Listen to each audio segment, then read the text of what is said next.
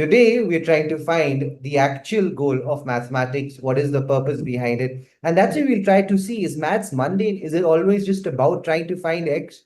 Are we trying? Then we also want to see some live experiences. And there's a very good one that we'll be sharing right across from World War II, which really speaks about your survival bias. Moving on to the real value of mathematics, what's the similarity that you'd be seeing between Olympiad and the real world? Moving into the foundational aspects behind it, what all does Olympiad really entail, and some success stories that we could share across with you.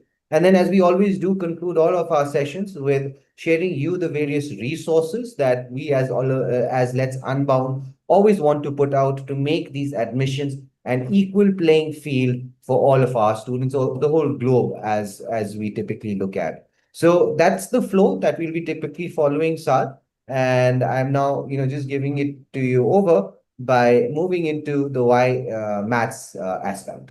Yeah, to address, so I'll begin by addressing the question that why maths matter. And Faraz is very lovely, and he was quite lovely in his elucidation of what we are going to go through in the next half an hour or so.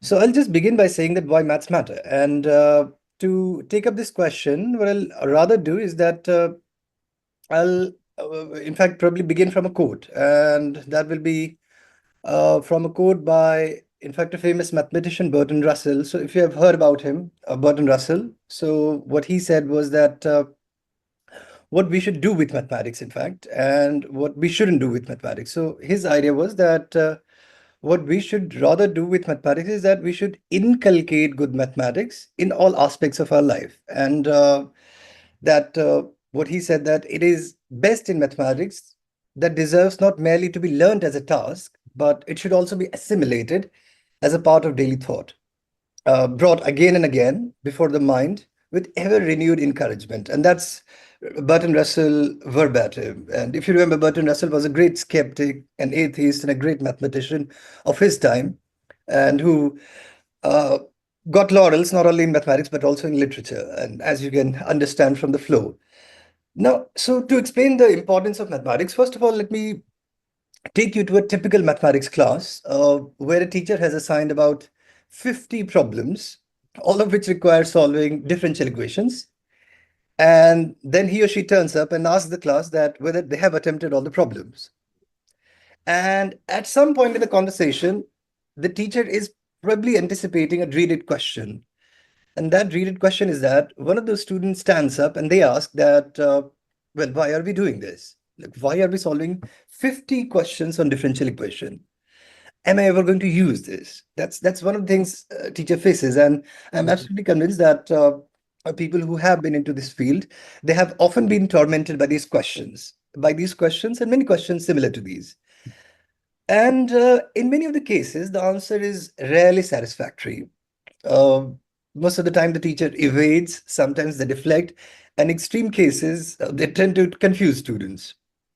And in fact, the best answer is, or the best response looks like this, that, well, you might not understand it now, that why are you solving 50 differential equations, but you will certainly understand it in the course of time. Now, this kind of answer leaves something to be wanting and something to be desired. Well, this answer is not entirely incorrect, but I believe that a better answer is indeed possible. Right. So, can we please move on to the next slide? So, then the next question which I'm going to ask is that, well, the next question which I'm going to ask is that, think about mathematics, that can we come up with a balanced reply to the question that why are we doing what we are doing? And sometimes it appears to us that mathematics is nothing but a set of skills to be performed repeatedly till we are bored. But this is exactly my point. I'll fundamentally argue against this proposition.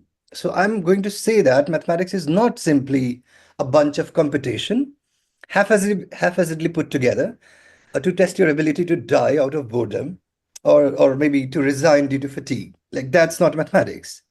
But I'll argue that those mundane problems serve the same purpose as fitness does in cricket. So, for example, one must go through the plain ritual of very boring and repetitive drills before one embarks the pursuit of a journey that they have aimed for. And that's quite normal. In fact, any of you, if you have ever participated in athletic endeavors, you know that the exercise that's coming before you participating in those athletic endeavors are far more strenuous sometimes than the actual or the main event themselves. And that's not an exception.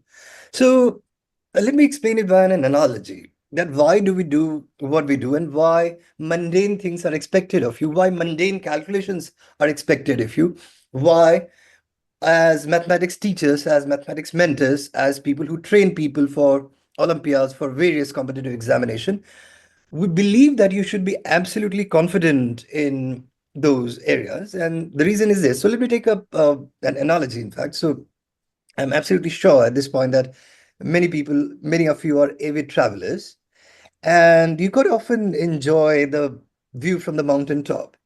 But don't you agree that to reach to the top, you must endure the plain and repetitive movement of the car or the bus in which you are traveling in circular arcs as the car or the bus ascends the mountain?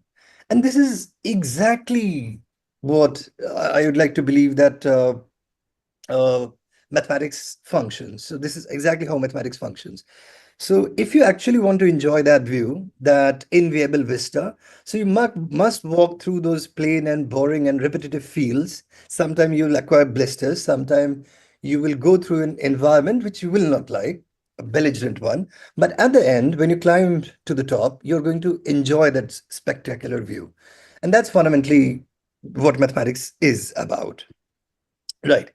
So at this point, I'm absolutely convinced that not many of you sitting here are entirely convinced that you want to study mathematics, or maybe you're not even convinced that you want to study maths adjacent field, and that's absolutely fine. My job here is to convince you that no matter what you're doing, you are in fact doing maths, and maths will make you better at things. Like that's fundamentally my premise. And at this point, I'm quite tempted to quote a mathematician, Jordan Ellenberg, who said that, and I quote, that knowing mathematics is like wearing specs, an X-ray specs that reveals the hidden structure underneath the messy and chaotic surface of the world.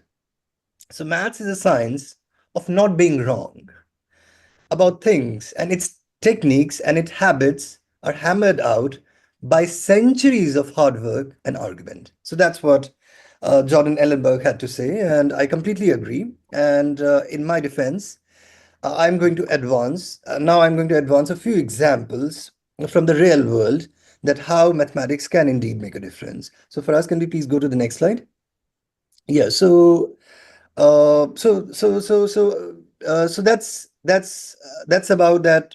What mathematics can do. So yes, we are good for us, and we are good to go over to the next one. Yes. Okay. Yeah. So in fact, let me quote an example from World War II. So I come to think of it that we all know the story about World War II, and we know that the Nazis are bad guy. But at this point, I'm just going to pick up one instance. So what happens is that Vienna had fallen to the hands of Nazis, and Abraham Wald is a mathematician who is working at Statistical Research Group, they call SRG, where he's enlisted into a classified program that yoked the assembled might of American statistics department to the efforts of war. So everyone working there, they are contributing to war, or at least to their side winning, irrespective of who they are, irrespective of the fields that they serve in, irrespective of the branches that they come from. The only requirement was that they should have the requisite intellectual caliber to sit in the room and may be able to propose an idea which will help them in combating against their enemy. And just to tell you that how august this group was, this SRG, the Statistical Research Group, was a closed group of 4 people, and it would devise strategy for wars. And you know what? Quite often, the fourth smartest person in the room was a future Nobel laureate, Milton Friedman. And like, if you remember, Milton Friedman was quite a small economist, libertarian, if I might add. Now, long story cut short. So what these guys were discussing, the group of four, what they were discussing? Well, they were discussing that the fundamental question that you do not want planes to get shot. So what do you do? If you don't want your planes to get shot, then what you do is that you armor them, right? And well, when you armor them, what happens is that, well, plane acquires weight. That's as simple as that, right? So if you're going to armor planes and if it's going to acquire weight, so it becomes heavy and it becomes less maneuverable.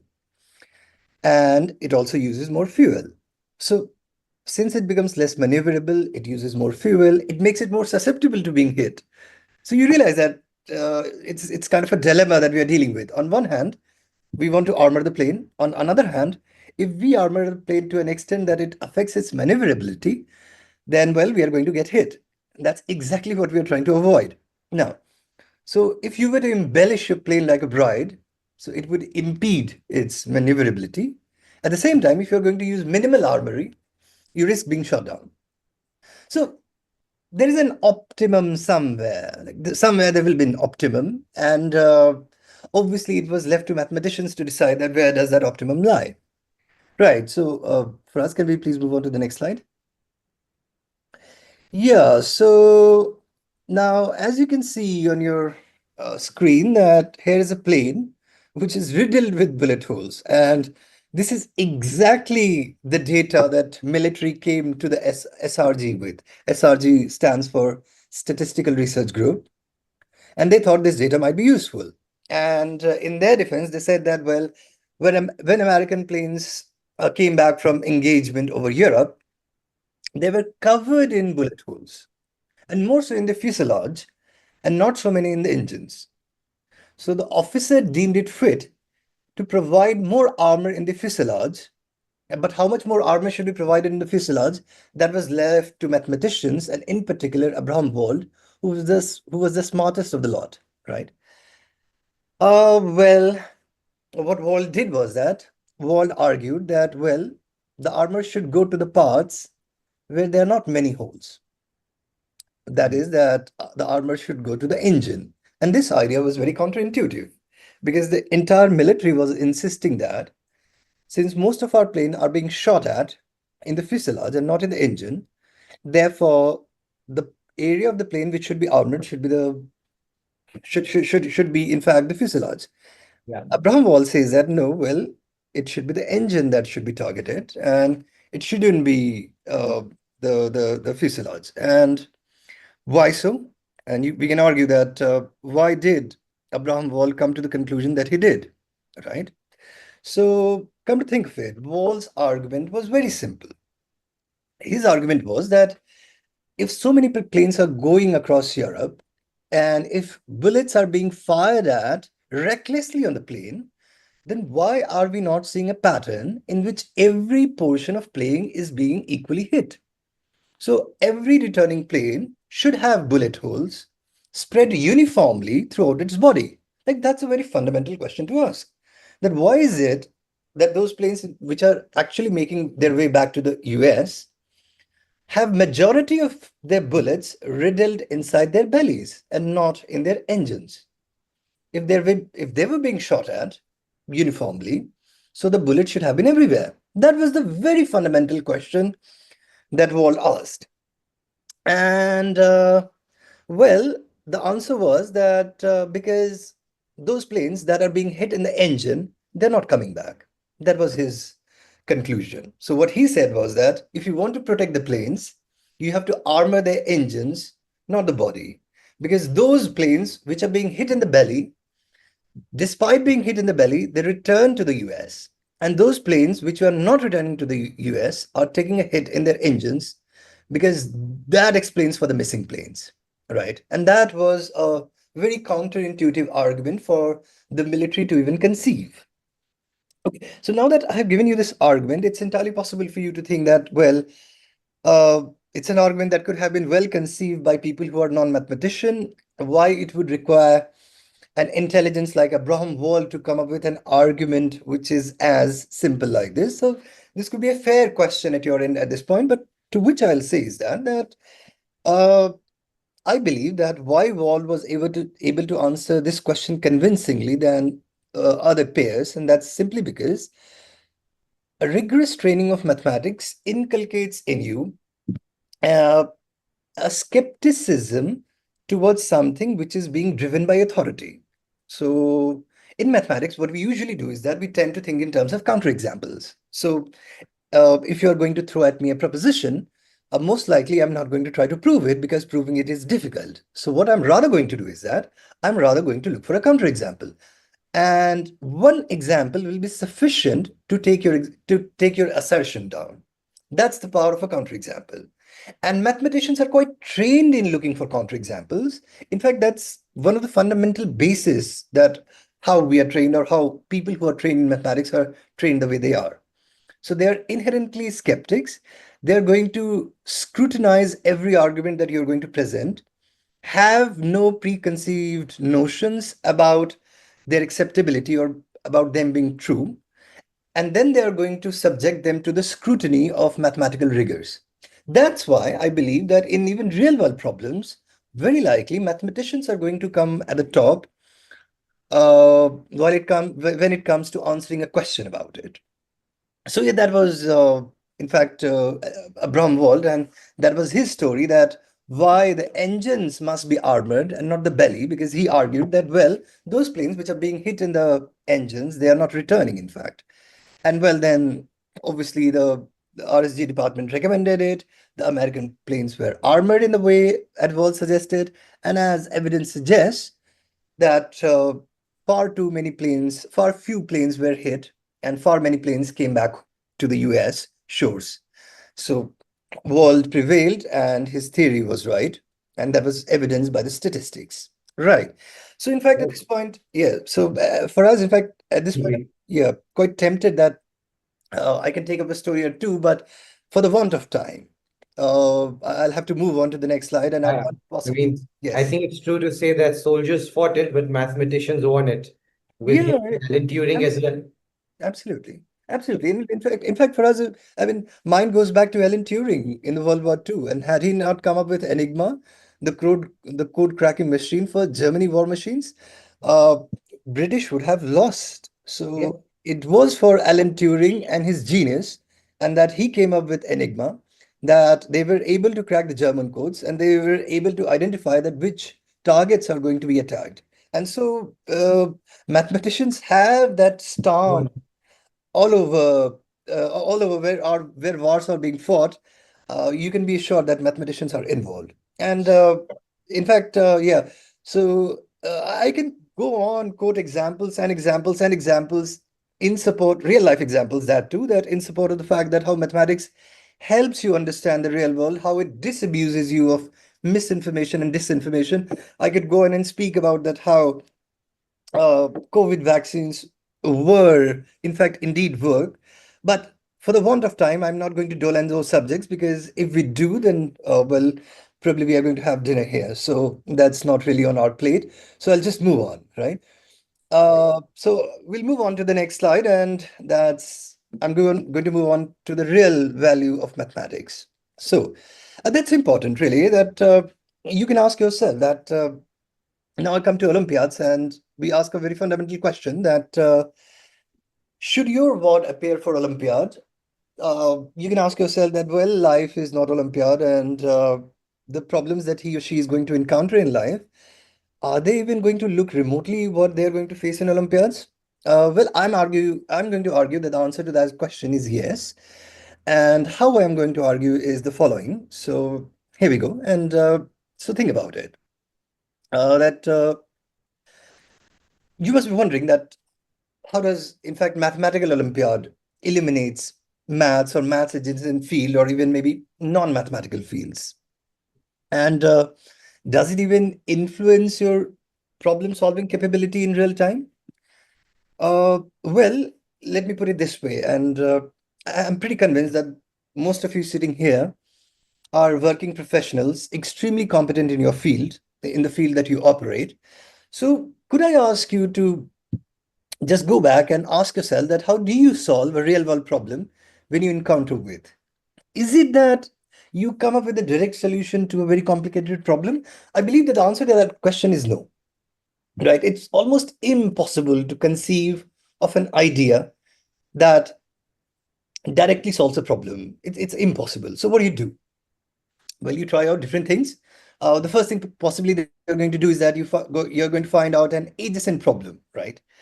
There's the real world problem which you can't solve, then you try to find that is there an adjacent problem that you have already solved? And if there is an adjacent problem, then you'd like to draw your insights from those adjacent problems and see to it that whether they can be fitted to solve the existing problem.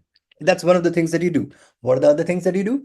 If you feel that the conditions on the problem that you're solving are intimidating, so what you do is that you weaken the conditions, right? So there are n number of conditions and you feel flustered. Oh, like there's a complicated problem to solve. So, well, what you do is that you cut down the number of conditions so that the problem is amenable at a different level, right? Okay. What you do at other times? Well, sometimes what you do is that you strip the problem of its inessential details, right? And that's also called solving the toy problem, right? So what we do is that we strip the problem naked to its bare bones, to the point that we can identify the problem for what it is, in fact. And when you have solved it, when you have solved the toy problem, what you do is that you put these pieces back one by one back together to get to the original problem, and then you eventually solve that problem. And let me ask you this. If you're slightly curious about the things that do you stop after solving problem? And I believe that the answer to that question would be no. Don't you agree that then you ask yourself that can this question be further generalized? This real world problem which I have solved, does it bear connection with other parts of the problem which I have solved? That's a that's a question that we ask ourselves frequently. And can this method of attack, if it is novel, can it be used to solve a few outstanding problems? So think about it, that if you have really solved a nice real world problem, you generally tend to ask yourself a question that the methods which I have employed in solving this problem, and if these methods happen to be a few novel techniques, are they going to be any different, or are they going to be, can we impress these methods upon different problems that have already come before us? And if this is what you have exactly done to solve real life problems, then well, ladies and gentlemen, I have just described to you that how do you attack an Olympiad problem, uh, which no doubt must have aligned with your own problem solving experience, right? And you know what, like any difficult problem seldom responds to direct attacks. In fact, I was, for us, so I was watching this incredible documentary on Wiles, Andrew Wiles. Andrew Wiles happens to be a mathematician at the Oxford University. So he solved a problem which was outstanding for 350 years. It's called the Fermat's last theorem. And, he solved it by locking himself in a room for 7 years. And he didn't surface, thanks to the tenure system at Oxford. So he wasn't sought after. And he confined himself for 7 years, and then he solved that problem. And at the end of it, he said that any difficult problem seldom responds to direct attacks. So a good problem, in fact, prove its worth by attacking back, and that's going to happen. So if you like, these Olympiad type problems, they are the dress rehearsals of the real world problems that you're going to you're going to solve. So that's how Olympiad sort of relates to real world problems, right, for us. So can we please move on from here? Yeah, so now let me come to uh, the mathematics part, that what Olympiad actually teaches. So now come to think of it. So what Olympiad does is that, well, one, it prepares you for rigorous problems, which are far beyond the mandate of the prescribed curriculum. And at this point, I'm going to digress a bit. So come to think about it, for all those people who have enrolled themselves in schools, or for all those who have enlisted themselves in some coachings, always make sure that if you are appearing for exams other than Olympiads, then what you're fundamentally doing is fundamentally you're regurgitating a routine which has been fed into you by your teachers, by your mentors, and you're not doing anything novel. You're not exercising your own creativity. You're not making new fields for yourself. All that you're doing is that you are practicing what you have been taught in the class. That's exactly what Olympiad is not. It's very rigorous. It illuminates your understanding of non-maths and non-mathematical subjects as well as math adjacent subjects. Let me take an example. In fact, some of the people in the meeting probably can identify when I'm going to name names. So one of the students for us I taught, his name is RF Goel, and he qualified INMO last year. INMO is Indian National Mathematical Olympiad. He qualified INMO this year, and probably he's going with the team. Now, that part apart, for us, that his goal is not to study mathematics eventually. His goal is to study physics, in fact. And I make it amply clear to students that even if you want to study physics, it is the mathematics which you should be doing rigorously. Because think about it. What is physics? And come to think about it, that why do students tend to like physics more than they happen to like mathematics? It's a, I believe, very simple explanation. Come to think of physics. If you're given a problem in physics, so the imagery of a physics problem is quite extraordinary. You can close your eyes and you can see that two objects are colliding. One will go in this direction, the other will go in that direction. The angles, everything is there in your head. You can almost picture a problem inside your head. That's what physics does. It's very visual, it's very graphic. What is mathematics? Mathematics is abstract. When we talk about prime numbers, you can't possibly make a figure about prime numbers in your head. If we are going to talk about Bezout's theorem, you can't possibly draw a diagram regarding Bezout's theorem. If we are going to say that, well, there are infinite primes of the form 6k plus 1, this gives you no mathematical picture.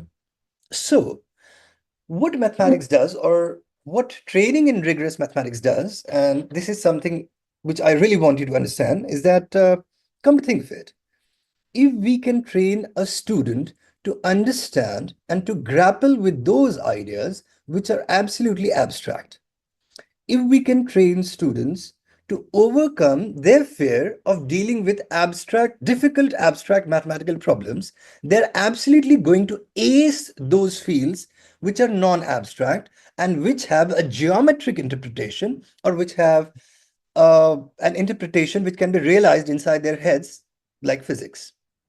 Right. And that's one of the reasons why those people who are good at abstract mathematics, they can do physics really well. The, the, the, the other statement is not true, that everyone who can do who can do physics, can they do mathematics? That's not the case. Well, when I say physics, I'm talking about the high school physics. And no, when you go to the university level, what happens is that the high school level physics becomes obsolete. So Newtonian mechanics becomes obsolete. And what is, in fact, required of you is that you should know higher mathematics. In fact, that's one of the things which I have impressed upon my students, that higher physics is just a different form of mathematics. So theoretical physics is just another form of mathematics, or at least you must know mathematics at a very advanced level to be called a physicist. Right. What else are the examples? What else are the benefits of solving an Olympiad-like problem? So, in fact, for us, and you know what, I'm going to mention this great human being who walked among us, Isaac Newton. Uh, this famous poet, Alexander Pope, and who said something to the effect that nature and nature's law hid at night, and God said, let Newton be, and all was night, all was light. So what he was trying to say is that perhaps the singular most human being in the history of this universe, of our universe, who has done greater than most of us to bring nature's law to us, was Isaac Newton, right? Yes. And when he was inquired about that, how you came up with one of the most profound ideas ever to come across human beings, that is the idea of gravitation. And then his laconic answer was that I pondered over it continuously. So he pondered over it continuously. And that is what Olympiad teaches you. A typical Olympiad problem is unlikely to be solved by a student, by a budding student in 10 minutes, in maybe half an hour, in maybe 1 hour. And if you're a beginner, maybe a day. And if you're a beginner, probably forever. So what do? Well, you think over the problem continuously. The only way to learn good mathematics is that you meditate over the problem. In fact, I'm going to quote my own professor, Dr. Andrew Cooper, who advised me that if you really want to become a good problem solver, you should sleep over the problem. And what he meant by sleeping over the problem is that you take the problem back home and think over the problem when you go back to bed and wake up in the morning with a solution in your head. And that has happened to me many a times. And I'm pretty convinced that that has happened to many people who have ever taken up mathematics seriously in their lives. So that's what Olympiad demands. It demands a continuous engagement and unrelenting engagement with mathematics over a prolonged period of times. So it's not going to be something that you can trifle with. It's going to be the thing that you will be doing. Right. Totally. So yeah, and just similarly, you could ask that how does it affect other fields? So for us, so for example, I have a minus in economics for no reason other than the fact that I had courses in mathematics. Hmm. And yeah, you can well apply at any US university for a PhD in economics without having ever taken a micro or a macro course in economics, as long as you are a master's in mathematics. Like that's what mathematics can do. So if you In- want to, yeah, it it opens for you avenues that are unforeseen. I'll really recommend that all students who are listening to me that they should go ahead and read this extraordinary paper by Steve Wigner called The Unreasonable Effectiveness of Mathematics in Physical Sciences.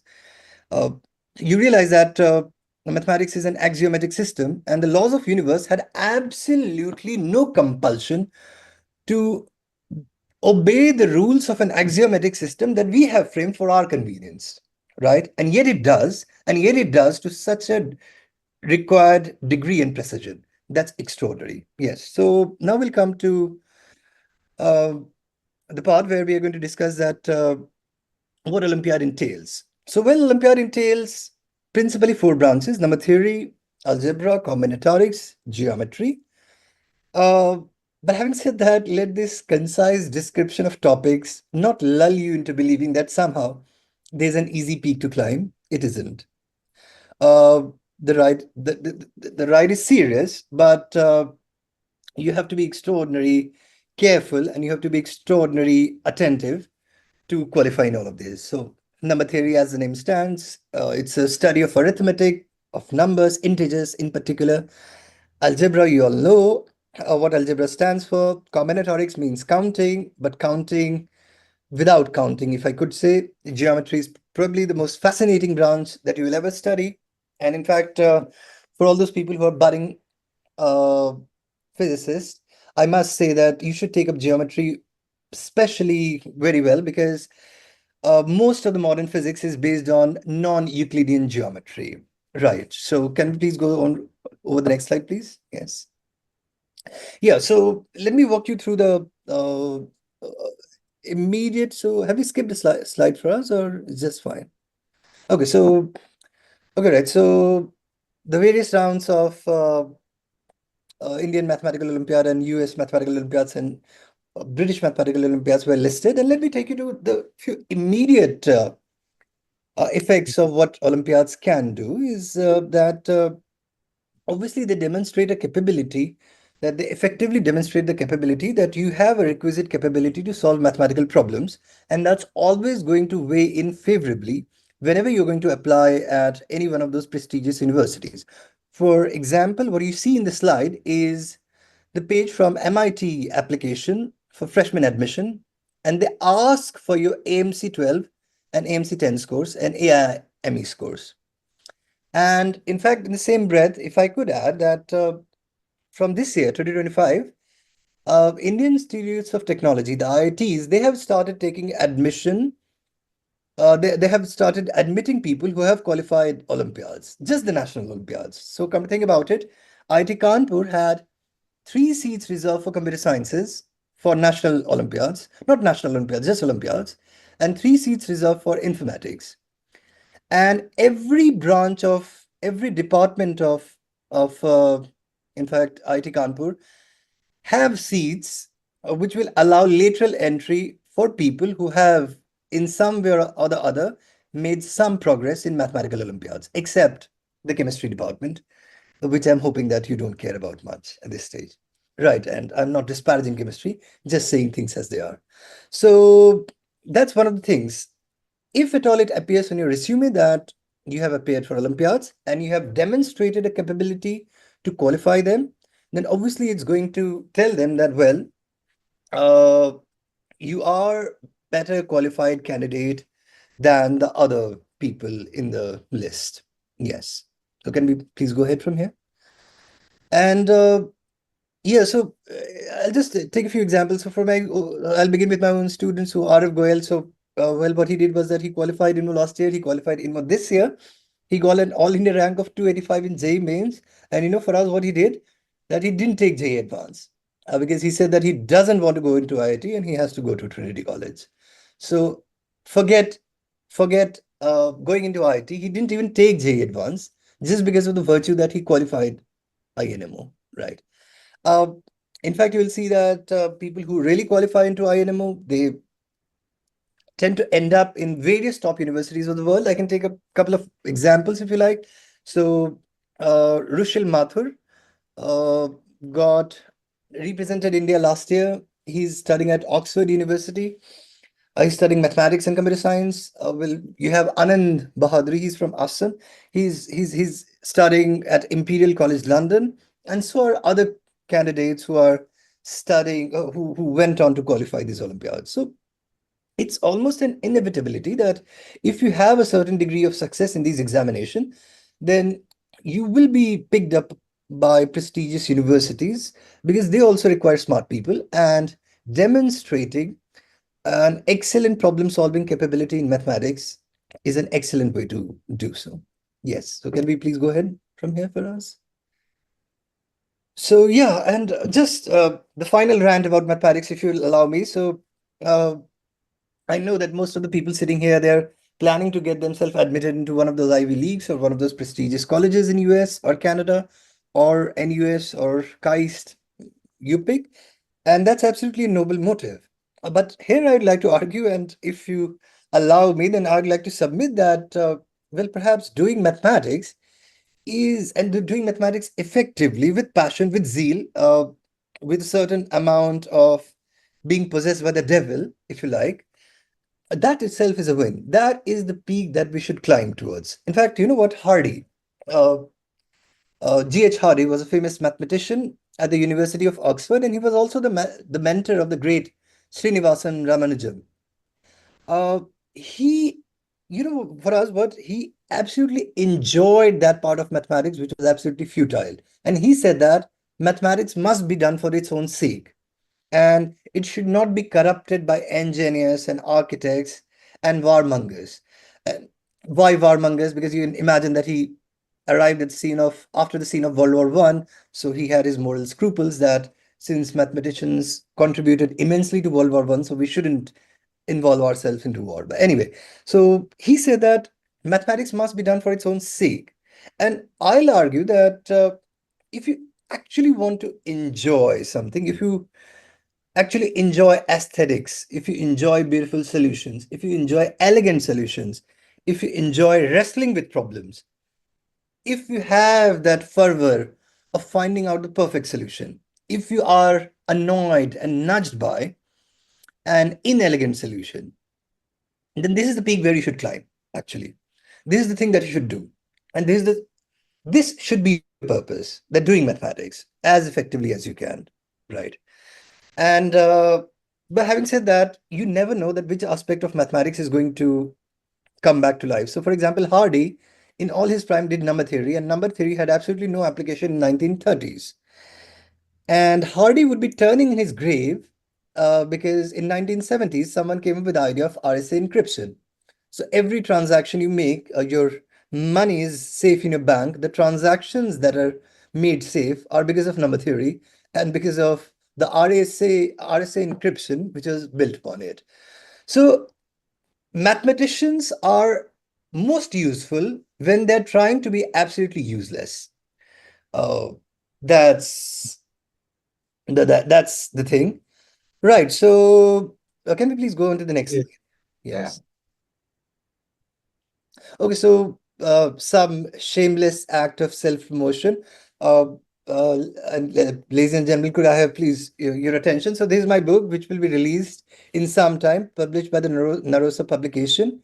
And so it's obviously an Olympiad primer. It contains solved problems. And what I have tried to do in this book, which makes it different from others, is the fact that it contains motivated solutions. So quite often when you talk to students, they don't really they do really understand what the solution is, but they don't really understand why the solution is. So I have tried to dwell upon whys, that why we are doing what we are doing, and had we done anything else, could we have arrived upon the solution? So these are all the ideas that comes to a student's mind when they're solving a problem, and that is the fundamental thing which I've tried to address in this book, and that sets it apart from other books. Right. So for us, can we please move on to the next part? Right. Sure. Yeah. I guess now we'll be just moving across to the resources part. Yeah, so can we come to various stages of Olympiad, or have we skipped that slide? I can just briefly discuss that. What are the various stages? Yeah. I'll just have a look. I guess it was. Yeah, it's here. So for example, if you're an Indian student, uh, it goes like this. The India is divided into 30 regions, and you are going to take an exam. They will test you on, they will test you and ask you 25 questions or 30 questions, depending upon their mood. And every question will have an integer answer between 00 and 99. And at the end of that exam, they are going to select 300 students from every region.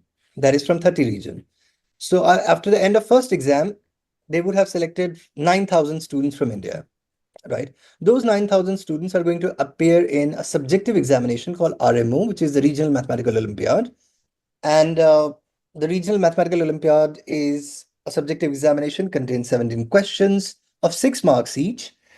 And then they're going to select 30 people from every region. And as I have said, that India is divided into 30 regions. So, which means a total of 900 people are going to qualify RMO, and they're going to take up INMO. INMO is Indian National Mathematical Olympiad. And from here, a total of 30 people all across India are going to qualify this in the category 8 to 11th. And 5 more people are going to qualify in the category 12th.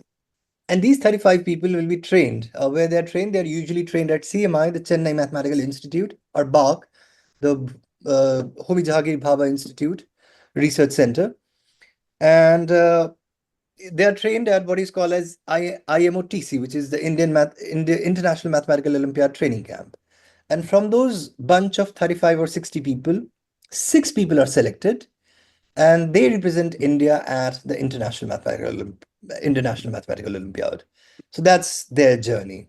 And I'll argue that, and it's not even close, that this is far more difficult than any competition which India has to offer. For US students, you're going to take AMC first, followed by AIME, then followed by USAMO, camp, and then if you qualify, then IMO. By the way, that if you can qualify USAMO, then an admission into MIT is almost a guarantee. Like almost, I can't possibly say that it's a guarantee, but almost a guarantee. Uh, for British students, it's BMO 1, it's subjective. BMO 2, it's subjective. It's a rather delightful Olympiad, and which utilizes minimal knowledge and maximal understanding of things. So yeah, it's different that way. And you know that uh, Britishers have a knack of coming with something ingenious, and their Olympiad is no different, right? So that's the description of Olympiad. And Did we cover the benefits, Sad? yes, I'm so sorry. Yes, We covered yes, the benefits as well. yes. So Right. I think that was the part that we had to cover in terms for Olympiads. Yes. Right. We'll move across to the resources. We have seen the success stories. And, before we move on to the Let's Unbound success stories, It was a really nice session in terms of going extreme detail with mathematics.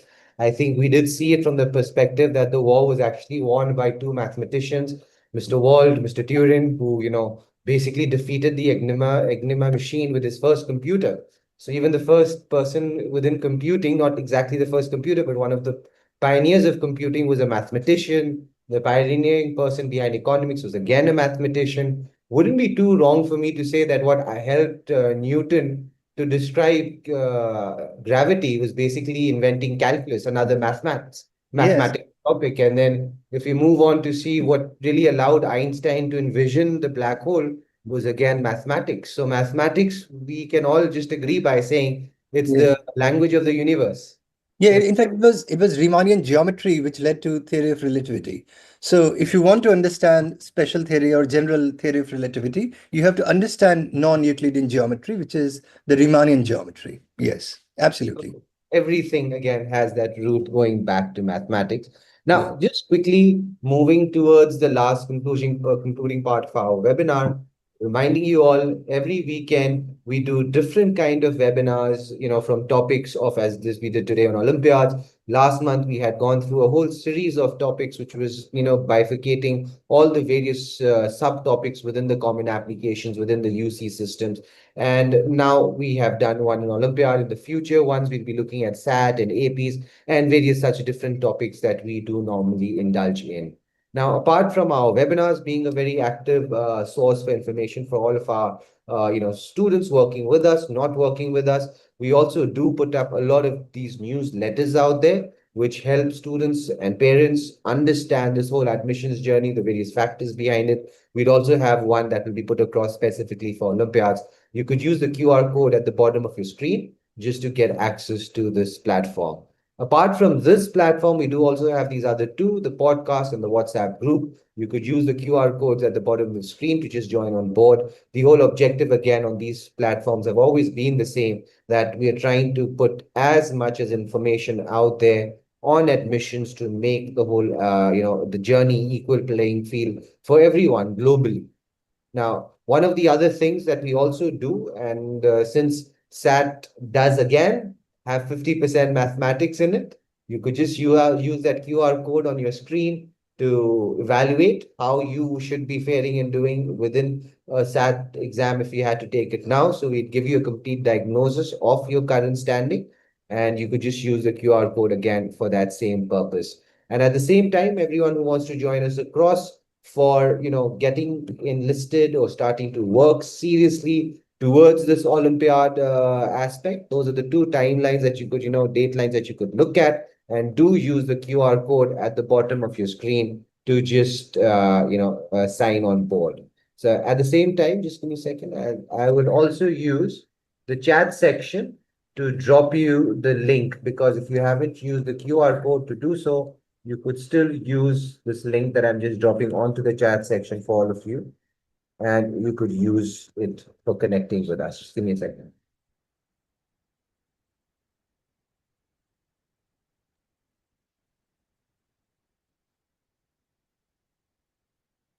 Right. I've just dropped it across, so all of you could just use that specific section and send.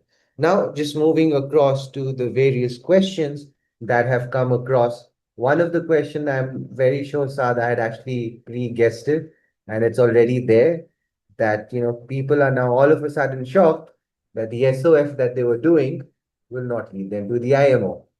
I think that's the first myth you need to bust. Yeah. So sorry to break your heart, but if you have been doing well at what's that, SFO or SOF? SOF, SOF. SOF, yeah. So yeah, it's much like UFO. People say that it exists. It doesn't.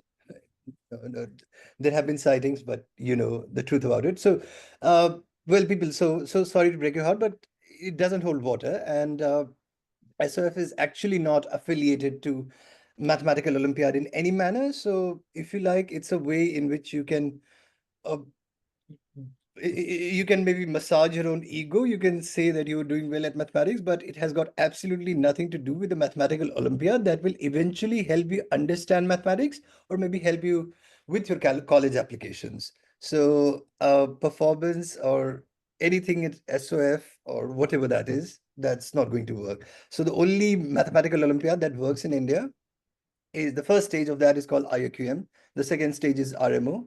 Third stage is INMO. And the other Olympiad, I'm so sorry, at least mathematical Olympiads, they are not at all affiliated. And it's almost like saying that everyone is a champion. And well, if there are so many champions, then you know that something will be diluted, either the brand or the people who take it. So anyway, so yeah, for us, so that's not Mm. mathematics Now, they're looking for. Yeah. just one quick question in terms of preparation strategy. Yes. How early would you suggest a student to start preparing? And So, what does a realistic yearly study timeline look like? Just a rough yes, understanding of I'll it. tell you. So, in fact, I'll try to instantiate with the experiences of my own students and others whom I have heard in interviews. So, first of all, I'll begin with my own student, Arav Goel, and who began in class seventh. Hmm. Right. So he begins in class seventh, but you have to understand that a student in class seventh is not quite well versed with mathematics, let alone the kind of mathematics that he or she will be subjected to in Olympiads. Like you're getting a point. So what happens is that in class seventh, you try to orient them to understand a form of mathematics which is different from the form of mathematics which he or she will encounter during schools. That's the best thing that you can do as a parent. In class six or seven, just uh, cultivate in them a taste of mathematics, which is non-elementary, which is non-trivial, which is not found in school books, which goes beyond the mandate of their school curriculum. And those that student studying in class six and seven, that's going to be foundational year. And then when the student comes in class eight, they can be possibly recruited into the Olympiad culture. So that's, in fact, where a student begins. So I was, in fact, listening to Rushil Mathur, who got gold medal last year for India. And he said that he began in class six. Obviously, he didn't understand a word of Olympiad in class six. You're getting my point. But during the course of his preparation, after 4 or 5 years, he was writing Olympiads and he was doing well at it. So, in fact, he qualified INMO 3 times, you can imagine, right? And in class 12, he went on to qualify IMO, which is the International Mathematical Olympiad. In fact, he went on to get a gold medal. So, that's the extent that we are looking at. Begin Yeah. early, begin early, and try to cement your place. Yes. So one more question. So someone has asked, what's your opinion on AMO and MC10. SASMO? Sorry, what? Your opinion on AMO? Yeah, so first of all, I can see that there is a question about regarding AMC10 and IQM. So we have to basically understand one very fundamental fact is that every Olympiad, every national mathematical Olympiad, with the possible exception of Romanian Olympiad, I'll come to it later, Hmm. uh, comes up with a syllabus which is called pre-calculus. Pre-calculus means just four things, which is number theory, algebra, and combinatorics and geometry. That's it. So it doesn't really matter. It doesn't really matter that which Olympiad are you going to appear for. These are the only requisites. And so in some ways, uh, say for us saying that mathematics, the language of mathematics is universal is quite one thing. But in fact, the syllabus for Olympiad is also universal in that way. So it's unitary. You don't have to study something extra in order to qualify for other Olympiads, with the possible exception of Romanian Olympiads, where you have to study calculus. So unless you are eyeing for Romanian Olympiads, we're good, pre-calculus, and that's all. So as the question comes that if you're in class 11th, how do you start for AMC? Well, it's very simple. First of all, you begin by identifying that where do you stand at with the kind of problems that are asked at AMC. What you should do is that you should go ahead and see the problems, the recent problems that they have asked in AMC 12 or AMC 10, and see that how many of them that you can solve them unaided without the aid of a teacher or a mentor or things like that. If the number is too few, then possibly you can gauge your level, and then you can try and act in a manner which will possibly elevate your understanding of mathematics and make you more capable of solving those problems. And so I believe that the past year question papers will give you a good guide that where you currently stand at, and that will eventually determine your trajectory that where you should be going. So yes.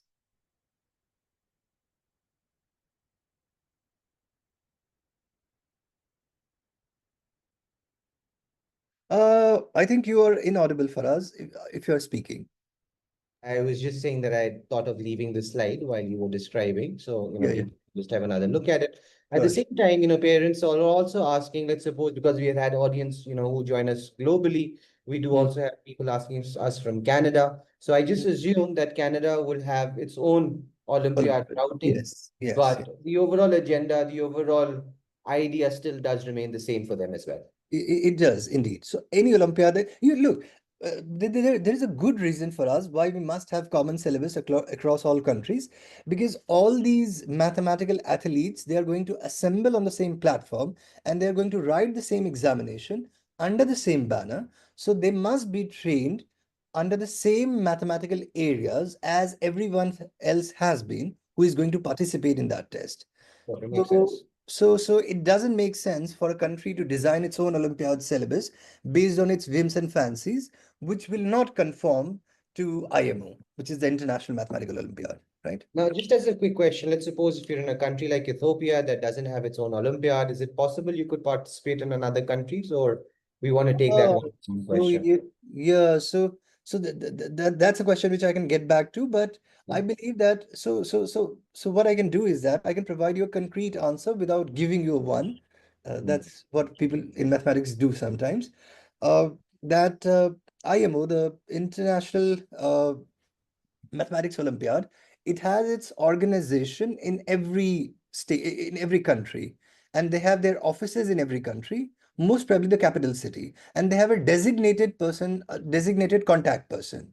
So what you can do is that you can shoot them an email and ask them for a clarification that if someone wants to compete for Olympiads, what do they do? So they will be in a better position to answer to your question regarding this. Yeah. Sure. Now, any last tips that you'd want to give students for an IOQM preparation as a Oh, last? yeah, very simple. Work hard and work steadily. That's it. Sure. Yeah. Thank you, Saad, for the information and for all of those details that you've, touched upon with mathematics. I think for a lot of students who would have joined us across today, it would have been really interesting. I'd also tell everyone, all those names that Saad was taking, I would have hoped you'd have taken down all of those, written them down Hmm. and So to try to research on them, on at some time on your own.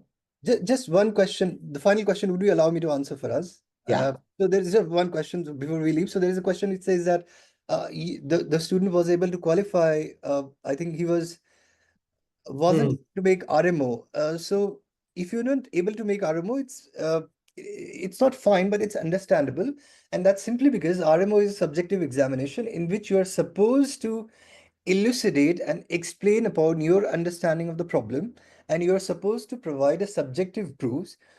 Hand waving proofs fetch you 0 marks. Fake proofs fetch you 0 marks. Uh, non-rigorous proofs fetch you 0 marks. Leaps deduct marks. What generally happens is that since you are addicted, most of us were at least at some stage addicted to solving problems which were primarily objective in nature, so we were principally interested in the art of finding the answer. Uh, for a subjective examination, we are interested in the art of finding the answer with proper reasoning. So what you should do is that you should learn how to write subjective answers if you're not able to make it to the RMO. So that will be my advice.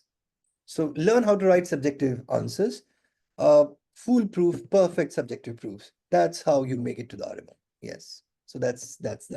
That's that from my side. So thank you for being so generous, allowing me my untimely interventions. Yes. Thank you, Sath. That was a really nice, informative session. All right. That you were able to take us through the whole, a very, very small part of the mathematical universe per se. But, indeed itself so in depth that, we could still go on having another half an hour, 1 hour conversations just around mathematics and Olympiads. But for all of you guys who found this really interesting, I'd really suggest that, once we're getting in touch with you, do register for one-on-one sessions, do register to understand all of these activities in a little bit more detail. Thank you, and hoping to see all of you guys next weekend as well. We're concluding off for tonight. Thank you.